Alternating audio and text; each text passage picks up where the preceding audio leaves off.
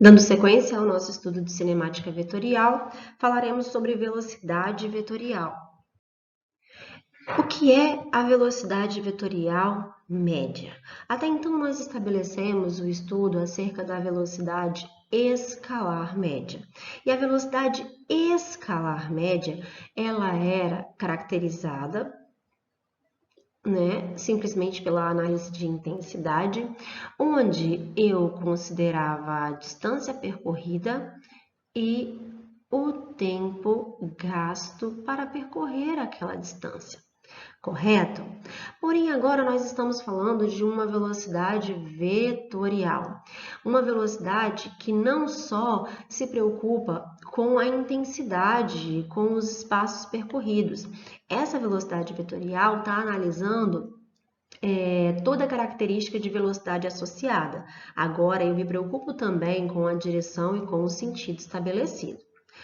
Dessa forma, ao invés de usar a distância percorrida, o ΔS, para a velocidade vetorial média, eu tenho que utilizar o meu deslocamento. E como nós já estudamos na aula anterior, o meu deslocamento vetorial total para aquele intervalo de tempo estudado. Lembrando que o meu deslocamento vetorial, ele é aquela medida daquela reta que liga o meu ponto de partida ao meu ponto de chegada. Então, a minha velocidade vetorial tem sempre que carregar o vetorzinho em cima dela. E ela vai considerar o meu deslocamento. Deslocamento este que não é distância percorrida, é o tamanho do vetor que liga o meu ponto de partida ao meu ponto de chegada, dividido pelo tempo em que isso aconteceu.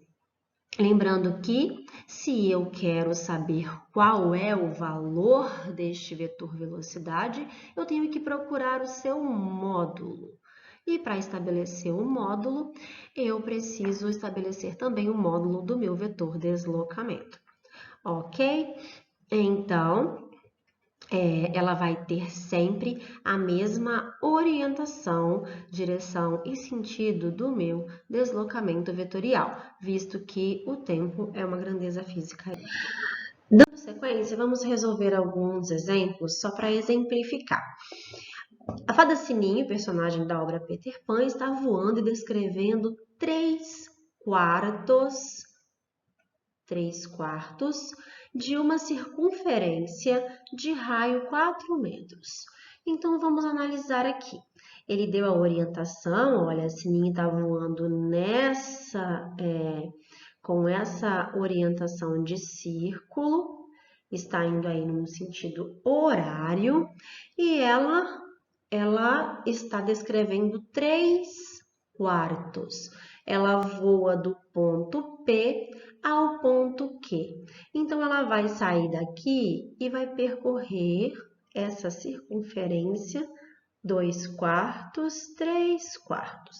Ela vai descrever todo esse trajeto no sentido horário, gastando um tempo de 2 segundos.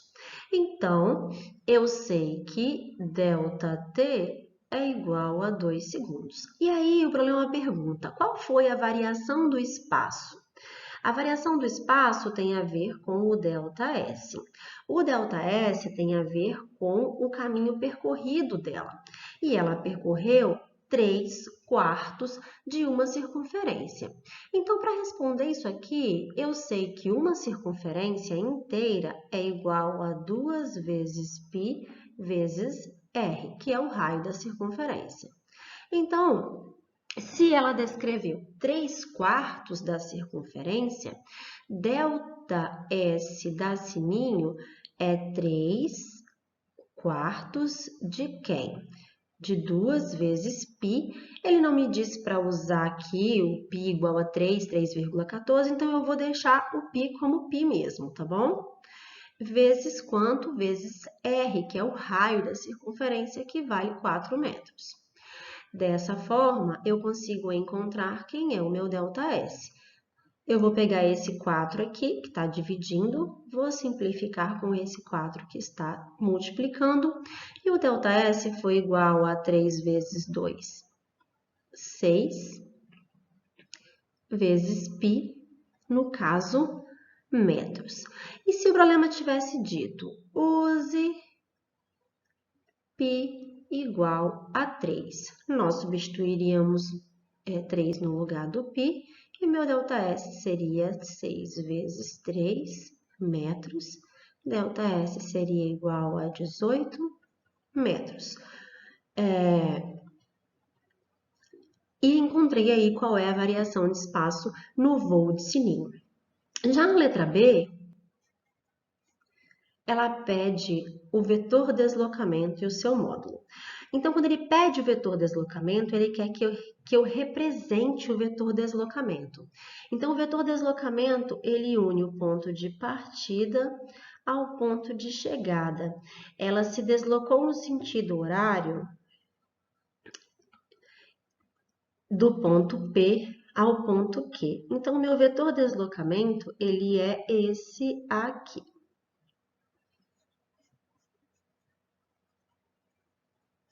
Esse é o meu vetor deslocamento, representado. Vetor deslocamento, este. Pensando que eu estou falando de quartos da circunferência, eu consigo ter o vetor deslocamento pensando no centro da minha circunferência, que tem raio 4 metros, então isso vale 4, isso aqui vale 4 também. Eu consigo encontrar o módulo do vetor deslocamento utilizando Pitágoras. O meu vetor deslocamento já foi representado e o módulo desse vetor deslocamento é igual a 4 ao quadrado mais 4 ao quadrado. Logo, D é igual a 16 mais 16. D é igual a 32. D é igual a raiz de 32. Desculpe, não, 36.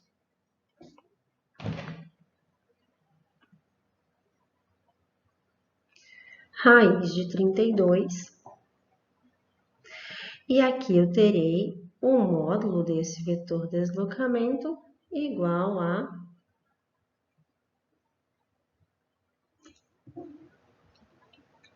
aproximadamente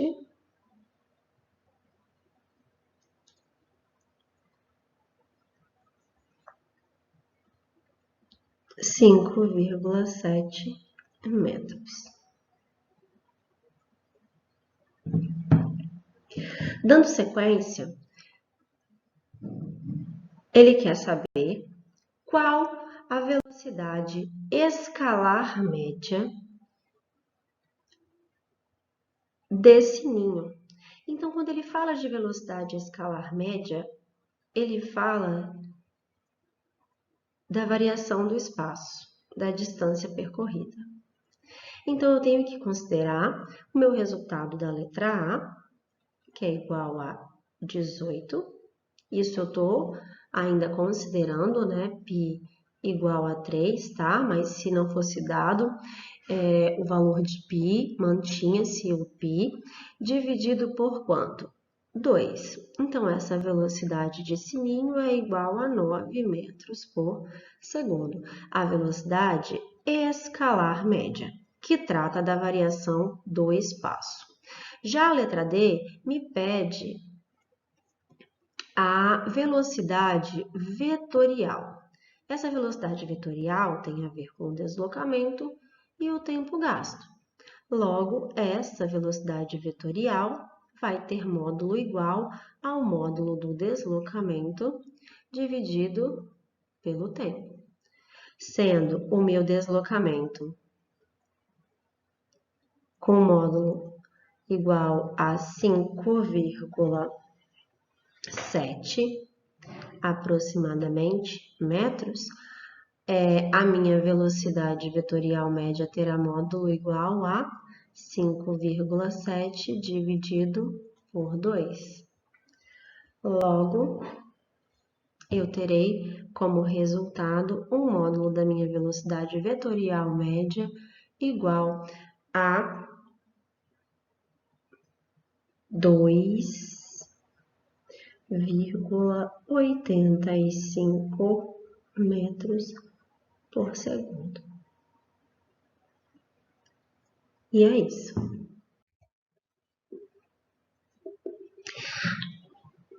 Falando agora, então, não mais de uma velocidade vetorial média, de uma velocidade vetorial instantânea.